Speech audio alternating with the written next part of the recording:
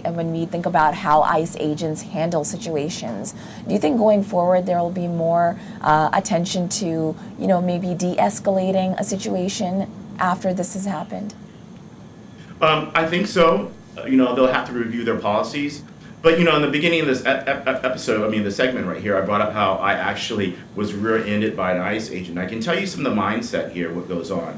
Because this ICE agent, knew I was an attorney, and he was very, very worried that I was going to file some type of accident, filing a personal injury claim or something, which I did not. He was very grateful. And the reason why he was worried is because he said, our jobs are on the line. Everything's been amped up right now under the Trump administration, and his goal to get 1 million people deported, and I can't have this on my record. So he was really, really worried. That's one person that was in downtown LA. So imagine around the whole nation other ICE agents who are wondering and worried about their job on the line, their pension. They have families as well. So that's why I think it's up us to de-escalate these situations here. Now, you talked about that encounter where the quota came up, basically, right? This increased quota. We're also seeing that the training guidelines have been cut down to about 6 weeks from 6 months.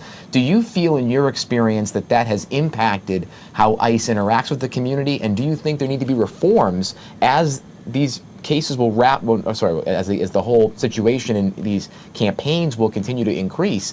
Do you feel there needs to be reforms on the training side so that, yes, citizens can de-escalate, but that the officer can do the same as well?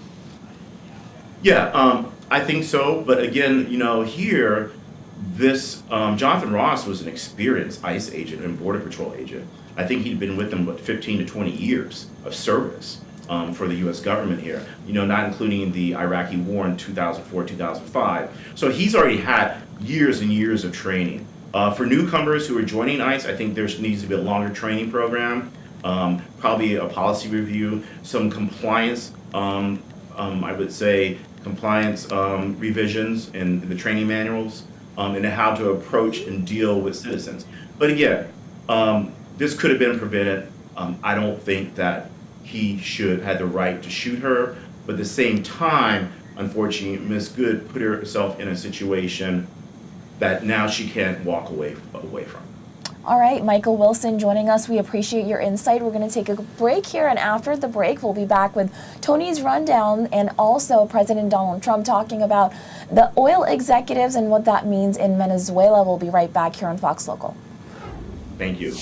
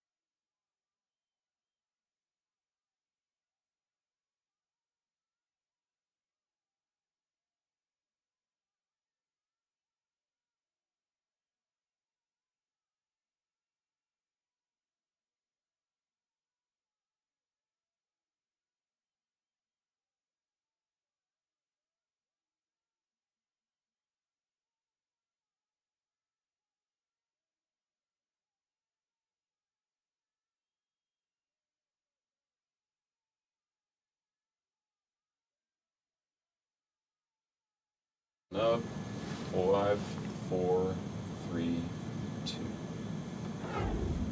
All right, it is 9:11 right now, which means it's time for Live Zone Prime Time. You can watch us so many different ways. We are streaming on Fox Local and on our YouTube page. And now we're going to be going to Tony for his rundown. What you got for us? Yes, the Tony Rundown. I'm still figuring out a name for it. Tony Rundown, the News Rundown, but we're starting, of course, in Minnesota. We talked about this a little bit in the interview, but Hennepin County prosecutors and Minnesota Attorney General Keith Ellison have launched an independent state review into the fatal shooting of Renee Nicole Good, of course, by an ICE agent this week. This comes after the FBI removed the Minnesota Bureau of Criminal Apprehension from the federal investigation. State officials say the goal now is to protect evidence, keep the process transparent, and make sure Minnesota can still determine whether any state laws were broken. They have also opened a public portal asking witnesses to submit any photos or videos since they do not have access to physical evidence at this time. That's especially important now because the newly released video of the shooting that we did talk about at the top is already shifting the public conversation. In the footage, Renee Nicole Good is seen behind the wheel speaking calmly and repeatedly trying to de-escalate the situation, including telling the officer, quote unquote, "I'm not mad at you." The agent is then heard ordering her out of the vehicle, and as she slowly begins to move the car, he reacts and then the shots are fired. But the video, you cannot see that from the officer's viewpoint. Moments later, the footage captures the chaos immediately after the shots, including expletives being shouted. At the White House today, Venezuela's future came up in a major way. President Trump met with top U.S. oil executives and urged them to invest heavily in Venezuelan oil production. But Politico reports Exxon's CEO offered a blunt assessment, telling the president that Venezuela is uninvestable for now, unquote, citing lingering instability and legal uncertainty despite the country's massive oil potential. Back here in D.C., a major development involving one of the city's signature culture institutions, the Washington National Opera, is preparing to leave the Kennedy Center and operate independently. The New York Times reported that opera leadership says ticket sales and donor confidence have dropped sharply, and they raised concerns about new financial requirements in a shifting direction at the Kennedy Center. The opera has been based there for decades, since 1971 exactly, but now is actively exploring other venues across the region. Overseas tonight, Iran's leadership is doubling down as protests continue. We covered the story yesterday, and Supreme Leader Ayatollah al-Khamenei and senior officials say the government will not retreat, branding protesters, quote-unquote, as rioters and saboteurs, and accusing foreign governments and media outlets of driving the unrest. State media says security forces will respond decisively, while officials argue internet shutdowns and mass arrests are necessary for stability. The message from Tehran is clear. The regime is treating this as a security threat and signaling a crackdown, not a compromise. Back in the U.S. and in the business world, a new jobs report is adding concerns to the U.S. economy that it may be slowing. The country added roughly 50,000 jobs in December, one of the weakest months since the pandemic era. Unemployment ticked down slightly lower to 4.4%, but economists say the bigger story is hiring momentum. It is cooling according to economists, and earlier months were revised down as well. In the world of tech, Meta is making a huge energy move, and it is tied directly to AI. The company has signed long-term nuclear power agreements that could secure up to roughly 6.6 gigawatts of electricity by 2035, enough power to serve millions of homes. It is one of the largest corporate nuclear deals on record, and it shows how quickly AI is reshaping the energy conversation. Back in the news as well, a disturbing criminal case in L.A., and it also involves Hollywood. Nick Reiner, charged in the killing of his parents, Rob and Michelle Reiner, back in December, is continuing to claim that he is a victim of a conspiracy. TMZ reports that belief is central to both his legal strategy and upcoming documentaries focused on his mental state and the case. Also, the world of entertainment, Beyonce is expanding her empire once again. She is launching Secret, I'm not good with my French, a new hair care line designed for a wide range of hair types, with products focused on scalp health, strength, and moisture. Early buzz suggests that this will be a major move in the celebrity beauty space. A lot of great chatter on social media about this in the fashion and beauty space. Speaking of online tonight, the baking world has found its latest obsession. Fans of the romance show Heated Rivalry are creating elaborate themed cakes based on the story, turning the fandom into a full-on dessert competition across social media. That's what we do on social media, we create. And to end, and on a lighter note, some good news as well. New research suggests that certain dogs can learn the names of objects and conversational items simply by overhearing humans talk without direct training. Researchers say it is rare, but for a small group of dogs, they mirror how young children learn how to pick up language. So they may be able to understand us. Who knows? Maybe the animatronic movies that we see the animals come alive may actually have some truth to it, Saida, after this story. Absolutely. And speaking of Beyonce's hair product, are you using that? Because I love Beyonce. I love how she went into country and how she's kicking butt in the country space. I'll give it a try. Yeah, I mean, Yeah. I got a tad of dandruff. I mean, I'm going to be honest with the audience. I use a little bit of Rogaine. I have some of the Great hair. medications, and it makes your scalp a little dry. So I think, you know what?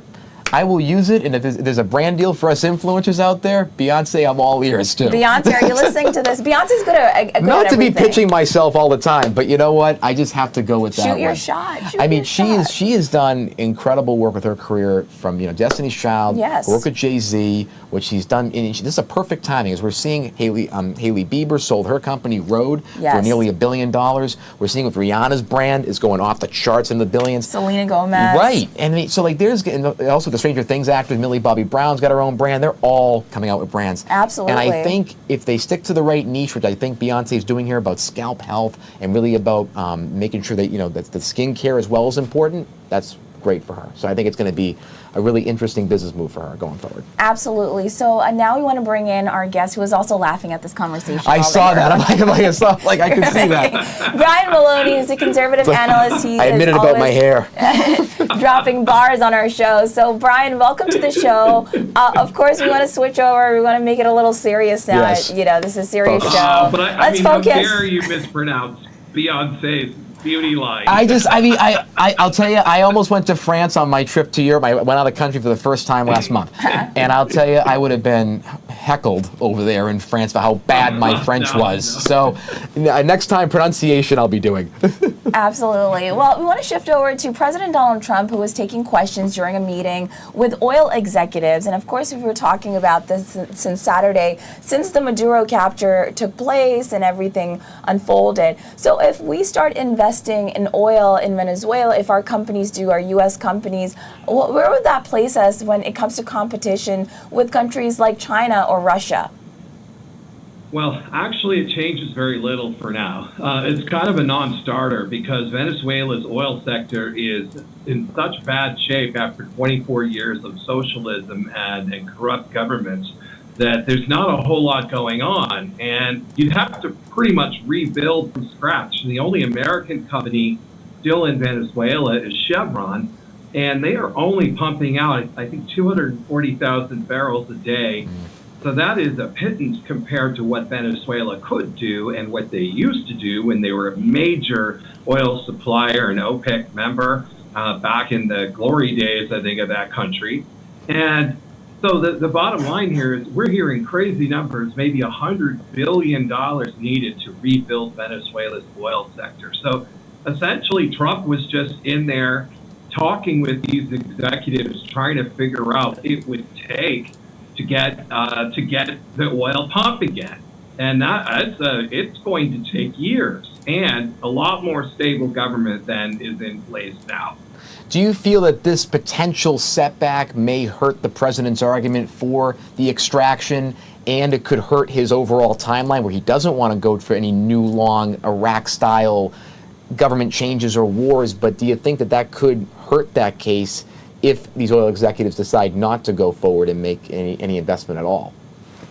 Well, I think they pretty much told him for the most part today that there was very little they could do right now. And some execs outright said that, in fact, the quote was uninvestable, that Venezuela was uninvestable right now. Because remember, Maduro's right-hand men and women are still running Venezuela right now. And so that's not really enough change. Maduro may be behind bars for now, but that doesn't really offer any consolation. Remember, these oil companies had their facilities confiscated decades ago at a total 100% loss.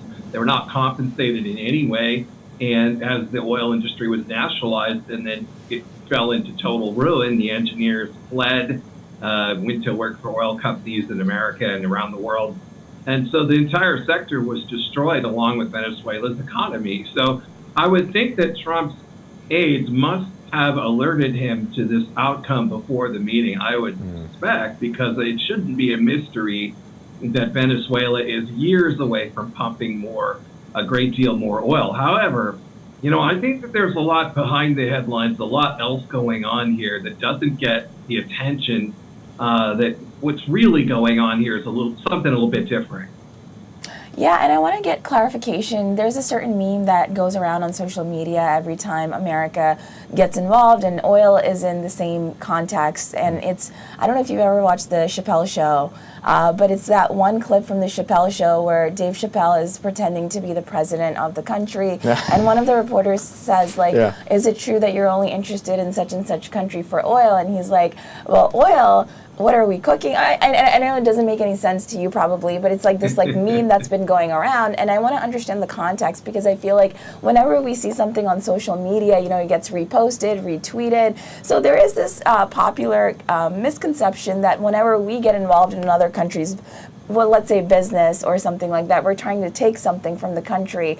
Is that what might be happening here when you take a look at it objectively? Because again, even with this situation, that meme is out of control online. Well, hey, look, I mean, the bottom line is, of course, we'd be taking the oil because it's going to be exported somewhere. And the bottom line is, what little oil is coming out of Venezuela right now is now heading to the U.S. rather than China. And this is causing a major, major problem for China. They are not happy about this because this has been a major supply for them, and now that's not the case. So Trump has diverted the boats, basically, and the oil's not flowing that way anymore. So that's part of it. But I think beyond that, you know, I mean, Trump, when asked, is this about oil? I mean, he's pretty honest. He just says, yeah, it's about oil, whereas I think some of the leaders in the past would have kind of ducked that or been sheepish about it or tried to say, no, it's really about something else. And he just comes right out and says it's about oil. And, you know, but I think a lot of this has to do with securing the region and getting China out of a neighbor of ours, and that's working. So he's got that. But I think also this is about where the real oil is right now is next door in Guyana. And Guyana has been under threat by Maduro, who threatened to annex the country, 2/3 of the country, based on a 200-year-old land claim that has been rejected in world courts. So Guyana has very little military of its own, but it has massive, and I mean massive, amounts of oil right off of its shoreline, basically. And that has, you know, what has kind of slowed that down are questions, and that all be going to the U.S., by the way, are questions about the security. If Guyana gets swallowed whole by Venezuela tomorrow, I mean, Venezuela actually named it one of its provinces, basically. And so if that oil is now safe to flow because Maduro's out, then we benefit that way instead. So, you know, maybe it takes 10, 20 years to get Venezuela pumping again, but if we get it from Guyana, it more than makes up for it. So that's the kind of thing you don't hear a lot of talk about, and yet it's extremely important. And when that process may begin, President Trump's going to need Congress for some of that $100 billion of funding that he was talking about in the meeting and before that meeting to subsidize the potential construction, the security forces needed to sustain that area in Venezuela. Do you feel, based on some of the recent votes where Republicans, between 5 and 17 of them across the House and Senate, have voted against him and have expressed some resistance towards this extraction and situation, do you feel that Republicans could support a long-term funding bill or Venezuela-type package to get this done and get it started for him on these next few years? Well, it would depend on the current state of the government. I mean, right now, Maduro's cronies are in power, and that's because Trump would have had to completely gut Venezuela's entire political system and start over, and that would take more time and resources than America has. It would have taken too much. There's still too much loyalty to Maduro at the top levels where the generals are, and that's why his, you know, cronies are still running the country. You know, although the current president seems to work with the CIA, so that kind of helps us a little bit. But I mean, the bottom line here is that hopefully the $100 billion would come from the private sector, would come from these oil companies who would be investing in Venezuela the way they already are investing next door in Guyana. So that would be the whole key here, and hopefully we wouldn't have to come to this. But I think that Republicans and Democrats alike would be very, very concerned about investing $100 billion in Venezuela when we really have the same regime that we had before and no guarantee that our, you know, investment would be protected. So, but I would say Venezuela's economy would absolutely skyrocket. I mean, the wealth and the prosperity. Imagine all of those jobs, rebuilding all of that and getting everything pumping and flowing again. The Venezuelan people would be bringing in billions in hard currency, and there would be prosperity unleashed across the country. If that actually happened, I mean, it would be the best thing for Venezuela in decades. All right, and my last question for you. A lot of folks are calling this economic imperialism. How do you react to that? Well, I mean, you're always going to have, that kind of thing thrown around. And it's an easy thing to toss out there, and easy rhetoric politically to have. But I think this has been so out in the open and pretty darn transparent. And I mean, the bottom line is, if Venezuelan oil really starts to flow again, we benefit because we'll be paying 99 cents a gallon for gas. But Venezuela benefits as well, because that wealth, that is going to be sovereign wealth for the people of Venezuela and not for us. We won't need it because we'll be so busy benefiting from cheap gas and what that will do for our economy. We'll be very, very happy to keep that wealth in Venezuela, but locked in vaults where, dictators can't get their grubby paws on it, like Maduro, who sent $11 billion over to Switzerland, that kind of stuff. And we have to be able to prevent that. So, I mean, that's what this is about. We can all benefit. Absolutely. Brian Maloney, thank you so much. We always appreciate you joining us. We're going to take a quick break here, but after the break, we'll be live with another protest taking place in Minnesota just now. We'll be right back.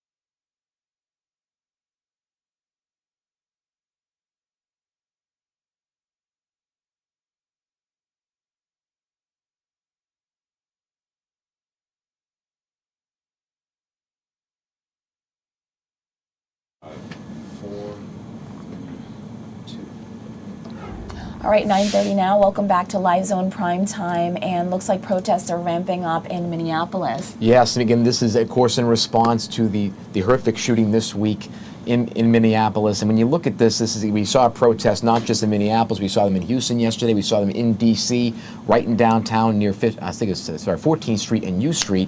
And then also we're seeing continued protests following the Portland incident as well, where 2 individuals were shot by CBP officials yesterday. So this is definitely a thing that's been talked about throughout the week. Minnesota Governor Tim Walz yesterday put the National Guard on notice for potential disruptions this weekend and beyond. So National Guard is on standby for this. Of course, this brings back a lot of memories from 2020 in the aftermath of the George Floyd killing and what that meant for the country as well as Minnesota generally. So they are sadly used to a lot of cases like this and protests, and hopefully everybody stays safe out there. But this is a very pivotal moment in this first part of the year, and I would say in the the history of the administration for this Trump second term.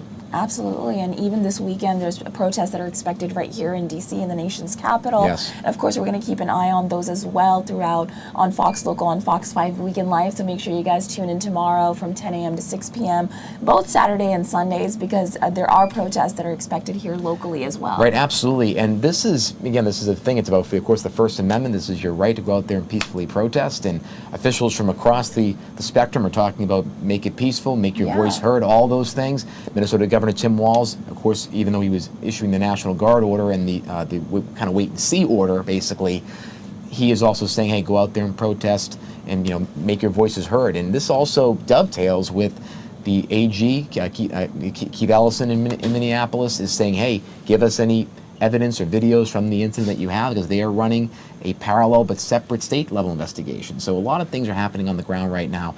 And whether you see it on social media or you see it in the streets, this is definitely a moment where the tides are rising, people's tensions are up. Absolutely. And you just hope that people stay safe out there, make their voices heard, but this is definitely a moment of, I'd say, kind of a collective conscience type moment for the country, not just in the streets, but also on social media. Yeah, the beautiful part about this country is everybody can make their voices heard, but of course we don't want to see anybody out there get hurt Absolutely. and the situation get more chaotic as it is. And as we're looking at these protests, from what we have seen from yesterday, even now today, it seems that people are just exercising their rights. Mostly, Yes. It seems like they're just holding up signs there Right. and chanting certain things, but it doesn't seem like it has gotten out of hand one bit in Portland or Minnesota or right here at home, where there were dozens of protesters the other day as well. No, absolutely. And when looking at some of the videos online, I mean, there have been some arguments back and forth where ICE agents have argued with protesters. Nothing physical that I've seen on my social media feeds or through any news headlines.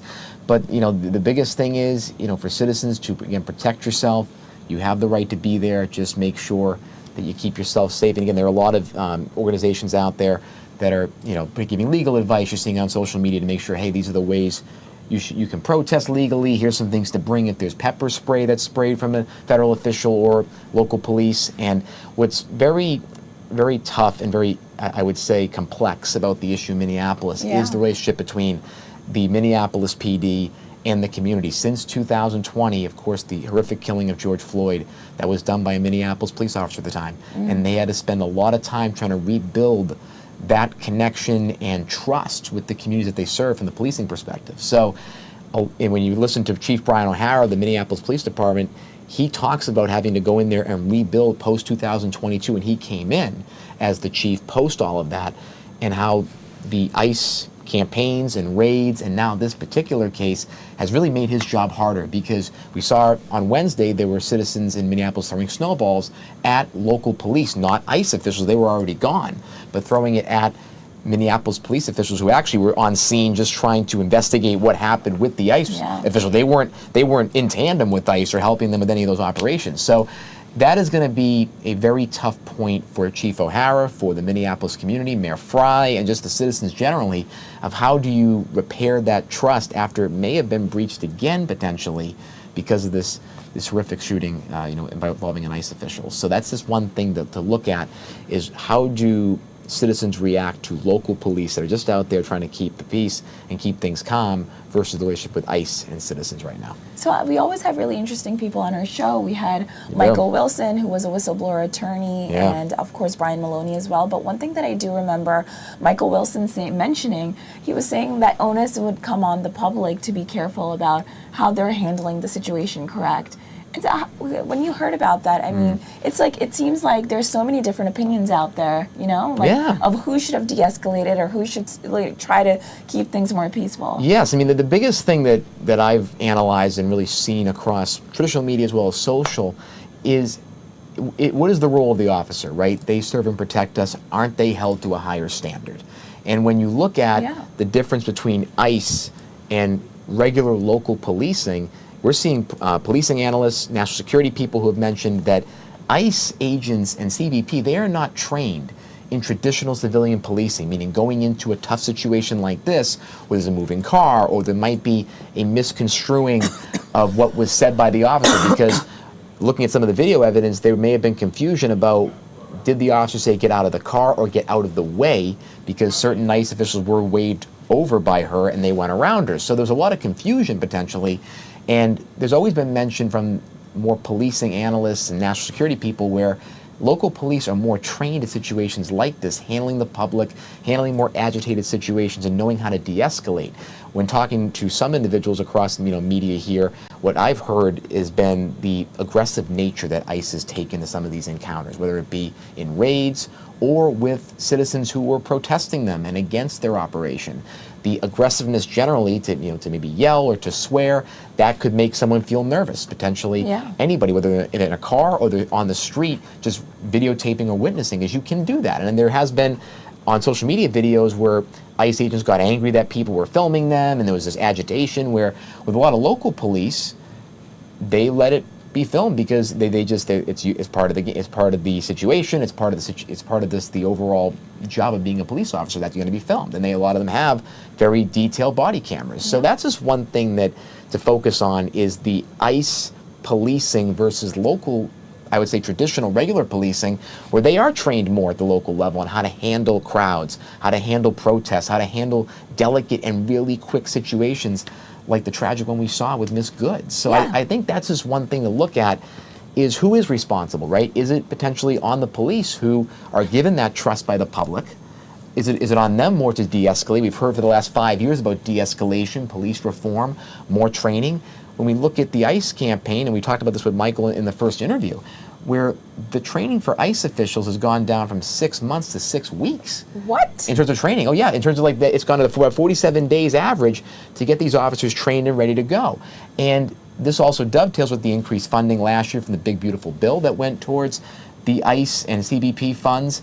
So the question is, are we even dealing with a fully trained force? So that it brings a lot of different questions in, not just who's responsible, but who's actually trained best to handle these situations. Oh yeah, looking at the training programs as well, because correct me if I'm wrong, isn't ICE a newer service company compared to law enforcement, like police officers? Because didn't ICE start when President Donald Trump came back into office a year ago? Yeah, so ICE has always been a part of, INS was the original organization that was started for immigration enforcement or just tracking potential illegal immigration. That was INS. Then we had the horrific attacks on September 11, 2001. Yeah. And a lot of organizations in the form of Homeland Security were combined together. Things like the Coast Guard, Immigration and Customs Enforcement, Border Control, that was all put together into the Department of Homeland Security in 2003. So now it's all under one organization, and that has made ICE, I would say, more of a kind of policing arm since 2003 than they were before. INS was a lot more of just kind of making cases and processing cases and working with courts to get people that are here undocumented out of the country, versus now having a more, I would say, federalized police type force. Now, President Trump has definitely, I'd say, added more campaigns to it. This current situation from 2025 onward is the largest campaign, or at least one of them, since the formation of ICE under DHS in 2003. So yes, it's been definitely ramped up by President Trump, but there has been ICE in 2003 and also INS before, but not as much to this level. So again, it is a little bit unprecedented how it's being used. Absolutely. I think of one of the cases that stick out, not just this particular incident that we're talking about, is the Gilmar Abrego Garcia one as well. Absolutely. Because that really was a big story there associated with ICE. So once President Donald Trump got reelected, really ICE came in the forefront when it comes to immigration and how it was going, especially when he was reelected. But again, we're going to keep on monitoring the story for you. We're going to take a quick break here, and we'll be right back right here on Fox Local.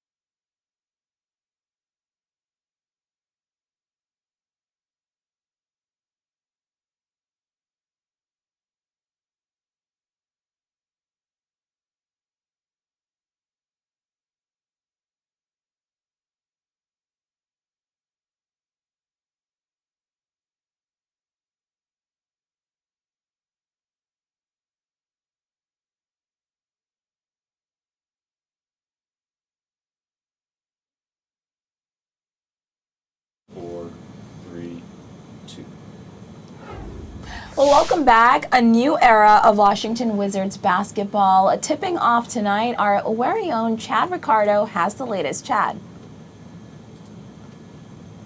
All night here in the district, and for the first time in a long time, there is an energy, an excitement, and a buzz around this team. Why? Because in less than an hour, Trae Young will sit in this seat and be introduced as a Washington Wizard. On Wednesday, the Washington Wizards pulled off the kind of trade that sent shockwaves throughout the NBA, as well as right here in the nation's capital. Trae Young, one of the NBA's most electric scorers and playmakers, is here in Washington, D.C., and suddenly, the Wizards have a new face of the franchise. Young, a walking bucket, bro, a deep-range shooter who stretches the defense the moment he crosses half court, a crafty ball handler, and a point guard who thrives with the ball in his hands. He's led the league in assists. He can drop 50 on any given night, and he's built a reputation as a big-time player who makes big plays in big moments. Now he joins one of the youngest rosters in the NBA, and for Washington, this is about fit, this is about direction, and it's about development.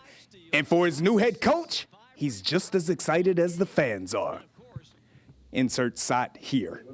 The Wizards are playing their first home game since the trade here tonight, welcoming in the New Orleans Pelicans, who have their own DMV natives on the team. We're talking about Jordan Hawkins, the DeMatha Stags alum, as well as Derek Queen, hailing from Baltimore, St. Francis to be exact, who played his ball at the University of Maryland. But as pumped up as this crowd may be to see those DMV natives, they are even more excited for the Trae Young era here in Washington, D.C. Again, coming up, Trae Young will sit in that seat and speak. We'll have more for you at 6 o'clock.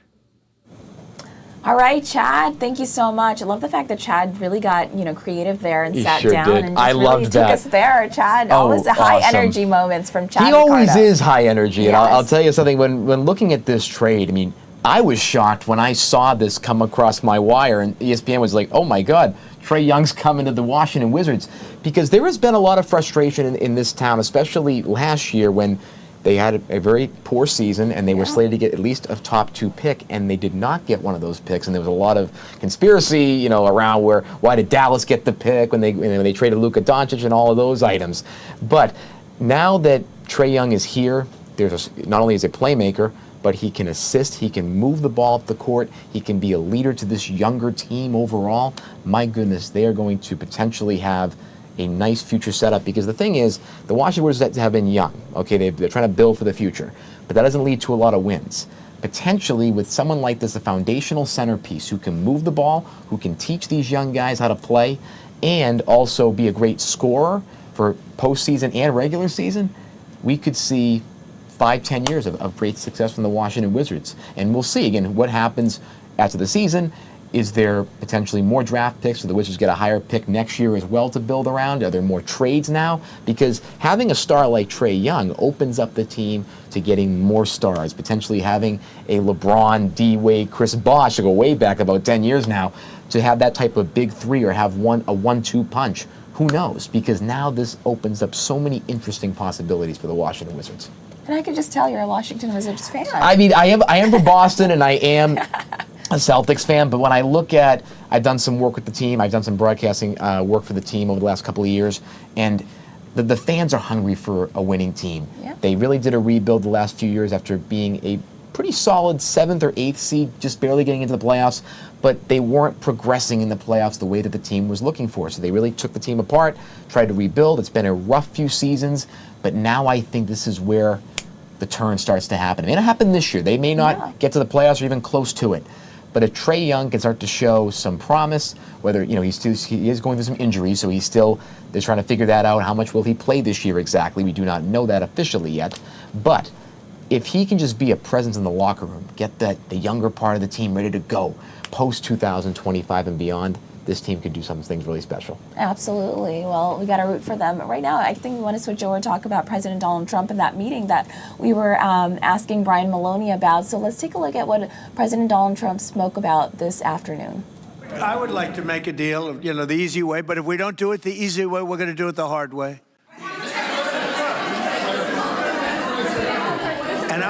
And by the way, I'm a fan of Denmark too. I have to tell you, and they've been very nice to me.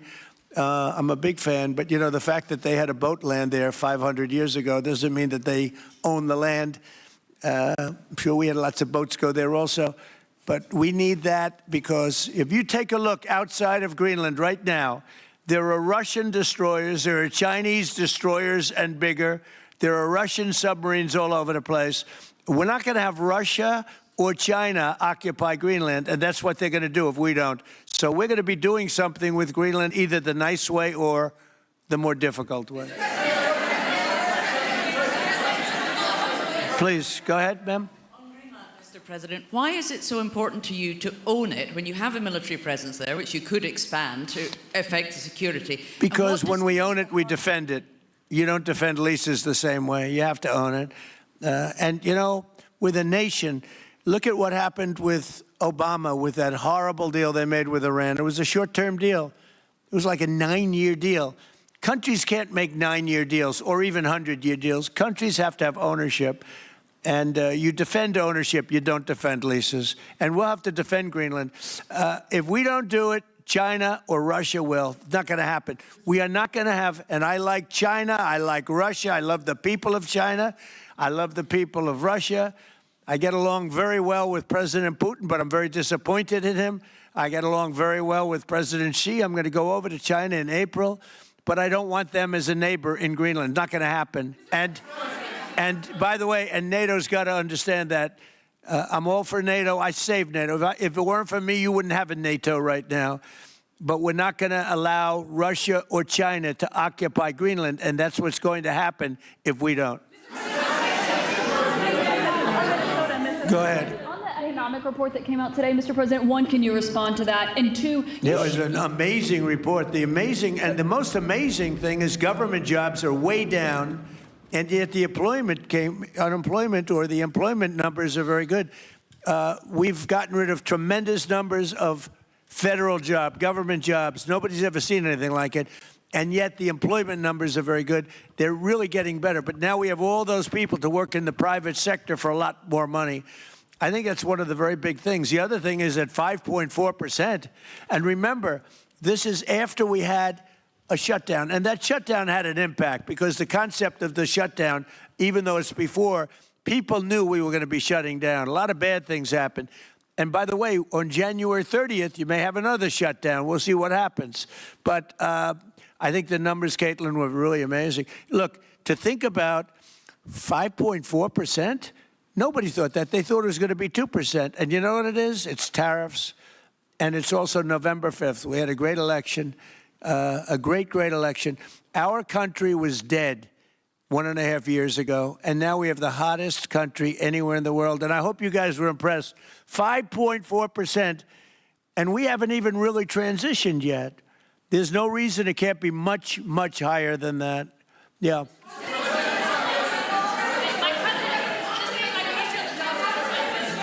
can you respond to the manufacturing Let's number? give CNN a chance. You know, they've been fighting so hard to get back into the mainstream. Mr. President, you posted some numbers actually on Truth Social last night. People saying you posted the job data early when you're not supposed to obviously share it till the next morning. Did you do that on purpose? No, I don't know. If they posted them, I said post them whenever you get a chance. I don't know. They gave me some numbers. When people give me things, I post them. But the numbers are amazing. Yeah, please. How does the administration plan to distribute the money from the Venezuela oil sales? Is it, obviously you say it's going to go into these controlled accounts. Yeah. Would it go back to Venezuela in a direct payment? Is it going through these goods? How do you plan to do that? Well, we want to make sure that Venezuela can survive. You know, Venezuela needs money, and we're going to make sure that they get money, and we're going to get money, and the oil companies are going to make something for the work they do, and they're going to get back their money. We're devising a formula, but it won't be so much of a formula. It's going to be what they need. We're going to take care of what they need. There'll be plenty left over. We're going to have a lot of money left over. And the money left over is going to the United States of America, and the oil companies are going to be very happy. Yeah, please. Thank you, Mr. Would the administration offer a backstop to these oil companies for like financial guarantees, some sort of backstop, if the country did destabilize again? That's a very interesting question. Using the word backstop, I haven't heard that word in a long time. That was at the Wharton School of Finance I last heard. That's a good term. We ought to use it more often. I hope I don't have to give a backstop. I'm just, look, these are very smart people, the smartest people that are not only in oil and business. These are the biggest companies in the world sitting around this table. They know the risks. I mean, there are risks. We're going to help them out. We're going to make it real easy. They're going to be there for a long time. We're going to be there together for a long, long time. And they're going to be taking the oil, and they're going to be bringing oil prices down. They're going to make a lot of money. They're going to get their money back. They're going to be safe. The people of Venezuela are going to be big beneficiaries, and the United States of America is going to be a big beneficiary for what we've done. And you know, one other thing I might say, it's also very big for national security because, again, just like Greenland, we can't have China or Russia occupy Greenland. We can't have China or Russia occupy Venezuela. And if we didn't do what we did, China or Russia would have been in Venezuela. I think I can, where's Mr. Chevron? So let me ask you, they would have been there if we didn't do this. Do you agree with that? They certainly have a lot of economic interests in country. There's absolutely no argument about that. They were trying to be there. I mean, you know, we had a Russia, I guess sort of I call it a semi-Russian ship yesterday that we took over, and Russia decided not to defend that ship against us. It's a big movement. The ship was loaded up with oil, and we took the oil, and it came out of that port. But Russia would be there or China would be there, and we want them to be there for a different reason. We want them, do you people agree? In particular, China, they need a lot of oil. Russia doesn't need so much, but Russia was there anyway. But I assume you agree that China would like to be doing a lot of business there by buying oil. And I want to just tell President Xi and President Putin, but more so in this case, President Xi, because they do need a lot of oil. And we are open for business in the United States, and we are open for business in Venezuela, right?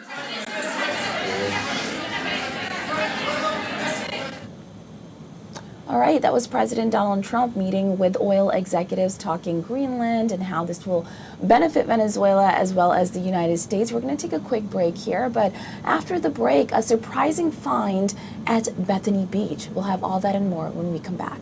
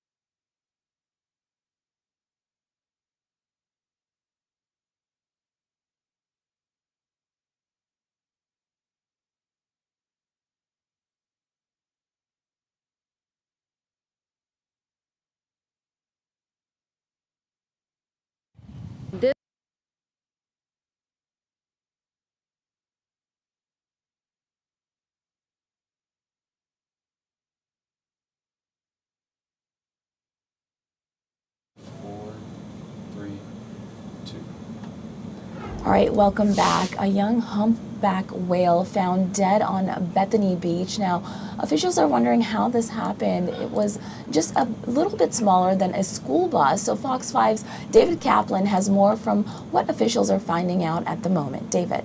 This is large, very large, and you know, it's just so sad too because it's such a young whale. With care and sadness, scientists with MUR, the Marine Education Research and Rehabilitation Institute, as well as Delaware wildlife officials, performed an autopsy, which for animals is called a necropsy, on Friday afternoon, making multiple incisions, collecting samples as part of their investigation. Preliminarily, officials believe it's 30 feet long, 20,000 pounds, and the whale's around 2 years old.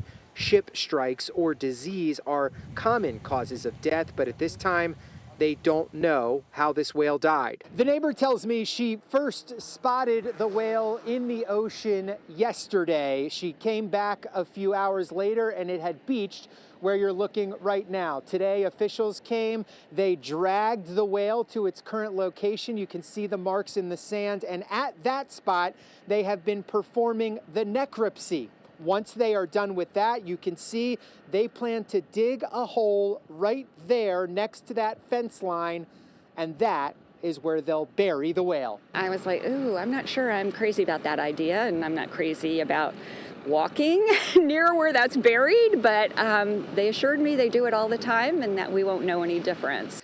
Diane Balderson lives in the neighborhood, was the one who noticed the whale yesterday, and along with others has closely monitored the progress. A marine expert tells me there were 3 beached whales in Delaware last year, but all 3 were in March. State officials are in charge of the burial, a common practice. The whale will become part of this beach's ecosystem once it's put in the ground. In Bethany Beach, David Kaplan for Fox 5 DC. All right, David, thank you. Really giving us a bird's eye view there. I mean, again, it's so sad to see those cases because there's so little of these whales left, right? They're very much not endangered, but they're pretty close to that. And again, keeping them alive and well is a very important thing just for the environment, but also for just human well-being and animal well-being. Now, what's interesting is that this week, kind of a more positive news, I would say, about in the animal world is that pandas are actually growing at a much better exponential rate than they were in 2023, 2024. So they're actually getting pretty close to not being on the endangered list anymore. So seeing pandas like the ones we see here in DC that came to us from China, it's nice to see that they're coming back and will not be on the endangered list anytime soon, hopefully. So again, it's getting better, but we'll see how that goes. So again, a little bit of positive news in the animal kingdom. Yeah, in the animal kingdom. And yesterday, weren't we talking about manatees? We were, manatees and everything. Manatees. I'd say there's reason to hope for the future of the animals and the mammals. All right, well, thank you so much for joining us tonight. We'll be back next week for Primetime Live Zone. Take care.